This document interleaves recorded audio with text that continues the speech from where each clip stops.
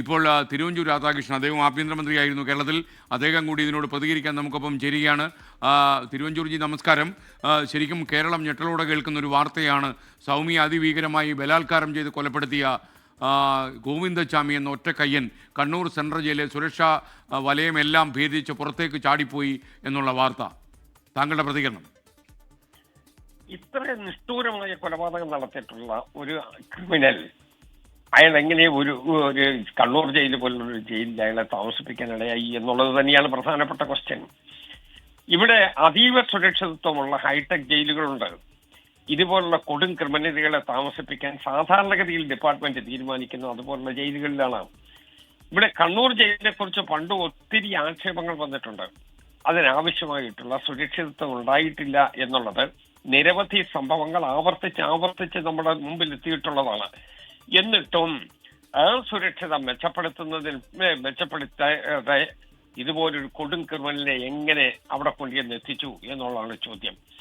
രണ്ടാമത്തെ പ്രശ്നം, അയാൾക്ക് ജയിൽ ചാടുന്നതിന് വേണ്ടി ആരുടെയെങ്കിലും സംരക്ഷണം ഉണ്ടായിട്ടുണ്ടാകണമല്ലോ. ഒരു സംരക്ഷണവും ഇല്ലാതെ ജയിലിൽ കിടക്കുന്ന ഒരു കൊടും ക്രിമിനൽ പുറത്തു പോവില്ല. അതിന് എന്തെങ്കിലും വിധത്തിലുള്ള സഹായം ചെയ്തു കൊടുത്തിട്ടുള്ളവരുണ്ടാകും. കണ്ണൂർ ജയിലിന്റെ ബാക്ക്ഗ്രൗണ്ടും അതുമായി ബന്ധപ്പെട്ടതാണ് എന്ന് എല്ലാവർക്കും അറിയാം. അതുകൊണ്ട് ഇവിടെ ഈ സുരക്ഷാ വീഴ്ച വരുത്തിയിട്ടുള്ള ആളുകൾ ആരാണ് എന്ന് പരിശോധിച്ച് അവർക്കെതിരായി നടപടി എടുക്കേണ്ടത് ഫർദർ ആയിട്ടുള്ള ഇതുപോലുള്ള നടപടി ആവർത്തിക്കാതിരിക്കാൻ ആവശ്യമാണ് എന്നാണ് ഞാൻ വിശ്വസിക്കുന്നത്. കൊടും ക്രിമിനലുകൾക്ക് വേണ്ടിയിട്ടുള്ള താവളമായി ഒരിക്കലും കണ്ണൂർ ജയിലിനെ നമുക്ക് കൊടുക്കാൻ പറ്റില്ല. ചില കേസുകൾ, ഞാൻ ആ കേസുകളുടെ പേരൊന്നും പറയുന്നില്ല, ആ കാലഘട്ടത്തിൽ കണ്ണൂർ ജയിലിൽ ആ പ്രതികൾക്ക് കിട്ടിയ സ്വാതന്ത്ര്യത്തെ കുറിച്ച് പോലും ഒത്തിരി ചർച്ച വന്നിട്ടുണ്ട്. കണ്ണൂർ ജയിലിൽ തന്നെ ചില ബ്ലോക്കുകളില് കൊലപാതകികളായിട്ടുള്ള 69 പേരെ ഒരുമിച്ച് പാർപ്പിച്ച ഒരു കാലഘട്ടവും ഉണ്ടായിട്ടുണ്ട്. അതുകൊണ്ട് ഇതുപോലുള്ള തെറ്റുകൾ ആവർത്തിക്കരുത്. ഈ ക്രിമിനലിനെ എങ്ങനെയും കസ്റ്റഡിയിലെടുക്കണം. ജനങ്ങളുടെ സുരക്ഷിതത്വം ഉറപ്പാക്കണം. ആശങ്കയോടുകൂടി ജനങ്ങൾ ഇത് കേൾക്കുകയാണ്.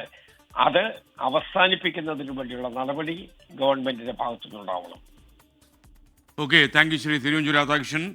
അദ്ദേഹം പ്രതികരിക്കായിരുന്നു. മുൻ ആഭ്യന്തരമന്ത്രി കൂടിയാണ് ശ്രീ തിരുവഞ്ചൂർ രാധാകൃഷ്ണൻ. കണ്ണൂർ സെൻട്രൽ ജയിൽ പോലെ ഒരു സ്ഥലത്ത് എന്തുകൊണ്ടാണ് ഇയാളെ പോലെ കൊടും ക്രിമിനലിനെ താമസിപ്പിച്ചത് എന്നാണ് തിരുവഞ്ചൂർ ഉത്കണ്ഠപ്പെടുന്നത് എന്ന് നമുക്ക് മനസ്സിലായി.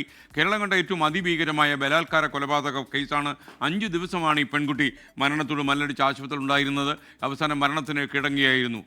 ഇന്ന് പുലർക്കെ 5 മണിക്കും 6 മണിക്കും ഇടയിലാണ് സംഭവം നടന്നതാണ് ഇപ്പോൾ ലഭിക്കുന്ന വിവരം. കൊടും കുറ്റവാളിയായ ഗോവിന്ദച്ചാമി സെൽ കമ്പികൾ മുറിച്ച് വസ്ത്രങ്ങൾ ഉപയോഗിച്ച് മതിൽ ചാടിപ്പോയി എന്നാണ് ജയിലധികൃതർ നൽകുന്ന വിവരം.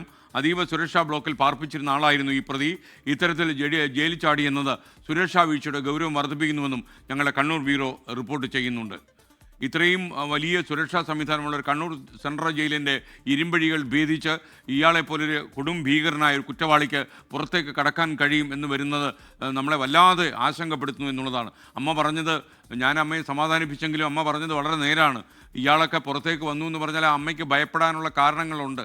കാരണം ഇയാളുടെ മരണം കാക്ഷിച്ച് ഓരോ ദിവസവും തള്ളി നീക്കുകയാണ് ആരോരുമില്ലാത്ത ആ പാവം സുമതി എന്ന അമ്മ. എത്രയോ തവണ ആ അമ്മ എന്നോട് ഉൾപ്പെടെയുള്ള മാധ്യമപ്രവർത്തകരോട് പറഞ്ഞിട്ടുണ്ട്.